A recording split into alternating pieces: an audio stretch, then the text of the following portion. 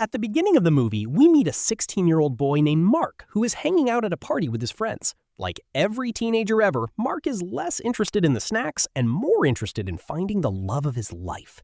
During the party, he spots a girl and instantly develops a crush on her. He tries to make a move, but the girl shuts him down so fast that his confidence leaves the building before he does. Feeling defeated, Mark heads back home. After spending some time alone in his room doing typical teenage boy activities, he eventually falls asleep. The next morning, Mark's mother wakes him up and tells him that his Uncle Fema and his future wife Gina are coming over. She wants him to get ready quickly and make a good impression. The next day, everyone sits down for lunch together. During the conversation, we learn that Gina is from Moscow, Russia. After marrying Mark's uncle, she plans to move here permanently, along with her daughter Natasha. This is Gina's second marriage, and Natasha is from her previous relationship. While everyone else is focused on food and conversation, Mark seems to be paying attention to something completely different. Let's just say Gina's fashion choices are making it difficult for him to concentrate on his lunch. Later, Mark talks with his sister, who jokingly points out that half the people at the table were more interested in Gina's outfit than the actual meal. Their mother quickly reminds them not to judge people based on their clothing and explains that it's normal where Gina comes from. Sometime later, Gina travels to bring Natasha over. When they arrive, the entire family goes to the airport to welcome them. This is where Mark sees Natasha for the first time. She is 14 years old and doesn't exactly look thrilled about being there. A few days later, Gina and Mark's uncle get married. Everyone at the wedding is having a great time except Natasha, who looks like she'd rather be literally anywhere else. Noticing this, Mark's mother asks him to show Natasha around the house and help her feel comfortable. Mark gives Natasha a tour and eventually takes her to his room. Natasha asks what he likes to do, and Mark explains that he studies and spends most of his free time watching movies on his laptop. Natasha then asks if he has ever brought a girl into his room.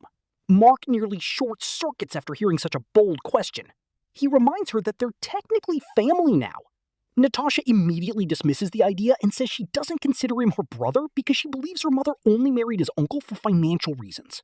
Later, Mark's mother asks him to spend time with Natasha because she's new to the country and doesn't have any friends, Mark agrees.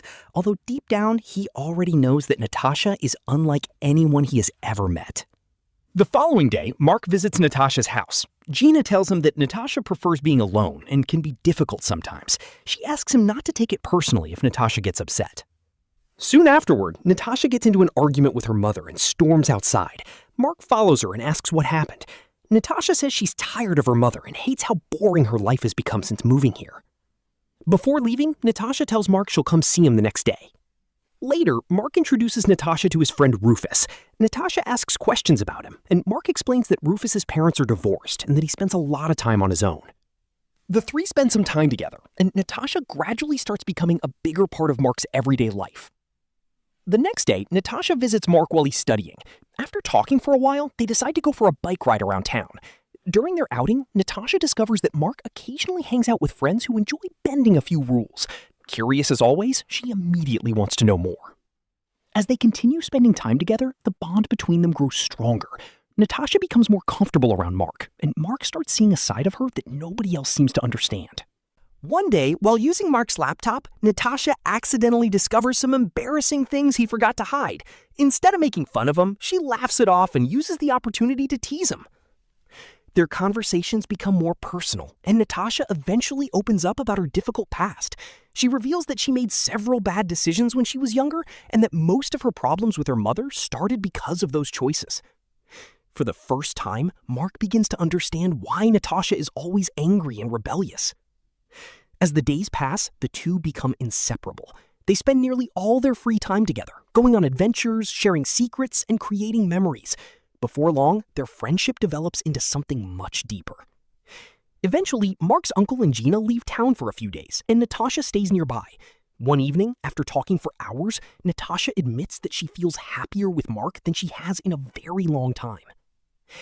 Later that night, the two go for a walk together. Natasha tells him that she loves being here and wishes she could stay forever.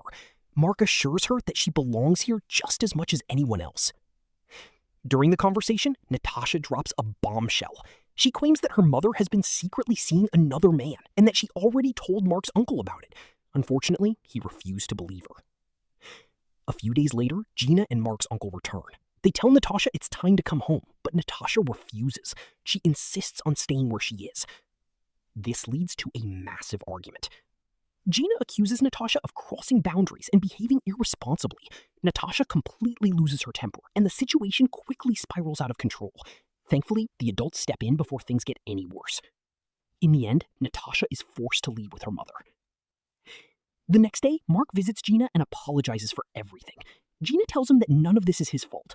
She explains that Natasha has a history of making reckless decisions and warns Mark not to get caught up in her chaos. That night, Natasha unexpectedly arrives at Mark's house carrying all of her belongings. She tells him that she's leaving for Florida and may never come back. Then she asks the question Mark never expected to hear. Would he leave everything behind and come with her? Natasha also reveals that her mother's marriage to Mark's uncle is already over. According to her, the relationship collapsed because of a series of secrets, lies, and destructive choices that eventually tore everything apart. That night becomes their final night together. The following morning, Mark gives Natasha some of the money he had saved, hoping it will help her start a new life. Then she leaves. Days pass. The rest of Mark's family remains confused about why the marriage ended so suddenly. Mark knows more than anyone else, but he chooses to keep those secrets to himself. Meanwhile, his friend Rufus keeps calling him over and over again. Mark ignores every single call. Eventually, Mark decides to visit Rufus. When he arrives, he gets the shock of his life. Natasha is there. Rufus explains that he'd been trying to tell Mark the truth all along, but Mark never answered his phone. According to Rufus, Natasha is staying with him and is completely safe. A few moments later, Natasha appears.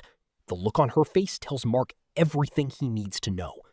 At that moment, Mark realizes that the girl he loved has chosen a different path. Heartbroken and betrayed, he feels like he's lost both the person he cared about and one of his closest friends. And with that emotional punch to the face, the movie comes to an end.